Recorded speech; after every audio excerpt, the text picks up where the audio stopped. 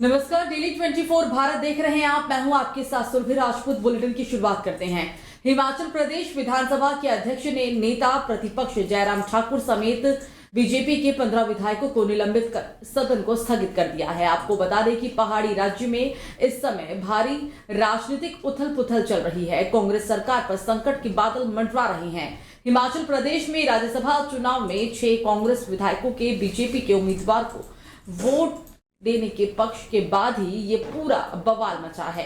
हिमाचल प्रदेश विधानसभा speaker ने 15 विधायकों को निष्कासित करते हुए कहा कि ये कृत्य असंसदीय है, जिससे इस सदन और विधानसभा की गरिमा को ठेस पहुंची और सदन को इन हालात में चलाना संभव नहीं है। उन्होंने कहा कि मैं प्रस्ताव करता हूं कि निम्न सदस्यों को विधानसभा सदन से निष्कासित किया जाए ताकि इस माननीय सदन की कार्यवाही को निष्पक्ष रूप से संचालन किया जा सके। तो हाल ही में हुए राज्यसभा चुनावों में कांग्रेस को अपने ही नेताओं ने बगावती तेवर दिखाते हुए क्रॉस वोटिंग कर डाली है और वहीं हिमाचल प्रदेश में राजनीतिक घटनाक्रम पर इस और लगातार बयानबाजी का दौर भी शुरू हो गया है। मामले पर कांग्रेस नेता जयराम ठाकुर ने बड़ा बयान दिया है। कांग्रेस नेता ने कहा कि क्रॉस वोटिंग को लेकर कांग्रेस सरकार को गिराने के लिए एक साजिश रचाई जा रही है।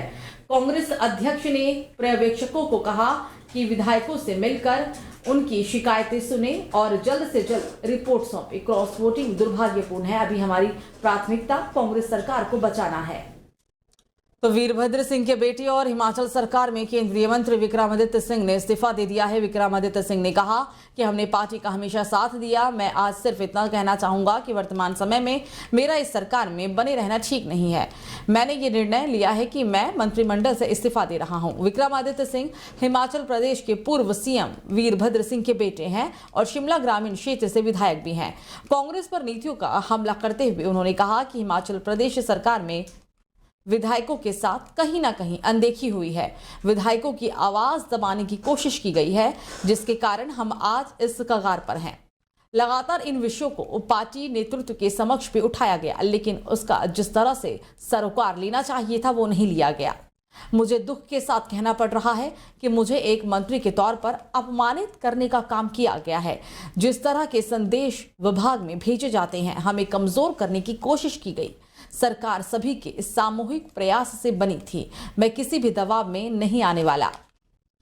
तो हिमाचल प्रदेश में इस समय राजनीतिक हलचल चरम पर है। तो वहीं अब कांग्रेस पर विपक्ष जमकर निशाना भी साध रहा है और इस बीच प्रदेश की राजनीतिक घटनाक्रम पर केंद्रीय मंत्री अनुराग ठाकुर ने कांग्रेस पर करारा हमला बोला है। उन्होंने कहा कि कांग्रेस ने बड़े और झूठे वादे करके सत्ता में आई थी। कांग्रेस के विधायकों को चेहरा दिखाना मुश्किल हो गया था। मुख्यमंत्री के यहां कोई भी सुनवाई नहीं थी। कांग्रेस के विधायकों में आक्रोश बढ़ चढ़कर सामने आया। अब वो दरार और बढ़ती जा रही है, जो सभी को दिख भी रही है। और इसी के साथ उन्होंने आगे कहा कि ये तो होना ही था और हो रहा है, लेकिन वो कुछ पूरे नहीं हुए। कांग्रेस के विधायकों को चेहरा दिखाना मुश्किल हो गया था। मुख्यमंत्री के यहाँ सुनवाई नहीं थी। आक्रोश जनता में तो था ही, कांग्रेस के विधायकों में भी बढ़ चढ़कर आक्रोश बाहर आया और उनको पहला अवसर जैसे मिला राज्यसभा के चुनाव में, कुछ लोगों ने अपनी ही पार्टी के खिलाफ, कांग्रेस के खिलाफ वोट किया। अब वो दरारें और बढ़ती नजर आ रही हैं। कांग्रेस पार्टी की फूट कलह और नजर आ रही है और जो एक लंबा इंतजार 14 महीने तक करके देखा कि सरकार में कुछ नहीं हो पा रहा, विकास भी थम गया, वायदे भी पूरे नहीं हो पा रहे, तो स्वाभाविक है कि जनता का आक्रोश ये कांग्रेस के नेताओं ने देखा कि अब कांग्रेस को पूरी तरह से जनता नकारने वाली है। तब कांग्रेस के अंदर ये गतिविधियां शुरू हुई हैं और मैं यही कहूँगा, ये तो होना ही था और हो रहा है। तो पीएम मोदी द्वारा कुलशेखर पट्टिनम में इसरो के दूसरे स्पेस पोर्ट लॉन्च कॉम्प्लेक्स की आधारशिला रखे जाने पर इसरो प्रमुख एस सोमनाथ ने कहा, भूमि अधिग्रहण पूरा हो चुका है। तमिलनाडु सरकार ने हमें जमीन हस्तांतरित कर दी है। निर्माण शुरू होने वाला है। निर्माण पूरा होने में लगभग 2 साल लगेंगे। उन्होंने आगे कहा कि हमारी 2 साल बाद SSLV लॉन्च करने की भी योजना है। तो लोकसभा चुनाव में बस अब कुछ ही दिन का वक्त बचा है और इसे लेकर सभी पार्टियों ने चुनावी मैदान में उतरने के लिए अपनी अपनी तैयारी पूरी कर ली है। लेकिन कांग्रेस को एक के बाद एक लगातार झटके लग रहे हैं और अब असम में कांग्रेस के एक और नेता ने पार्टी को अलविदा कह दिया है। राणा गोस्वामी ने असम प्रदेश कांग्रेस कमेटी के कार्यकारिणी अध्यक्ष और पार्टी के सदस्यता से इस्तीफा दे दिया। राणा गोस्वामी ने पिछले दिनों असम के संगठनात्मक प्रभारी पद से इस्तीफा दिया था। बीते मंगलवार को असम के मंत्री और बीजेपी नेता पीयूष हजारिका ने सोशल मीडिया एक्स पर लिखा था कि रकीबुल हुसैन, रेकिबुद्दीन अहमद, जाकिर हुसैन, सिकंदर और नीरुल खुदा को छोड़कर असम कांग्रेस के अन्य सभी नेता और विधायक हमारे संपर्क में हैं। बीजेपी नेता के इस बयान के एक दिन बाद राणा गोस्वामी ने पार्टी से इस्तीफा दे दिया है।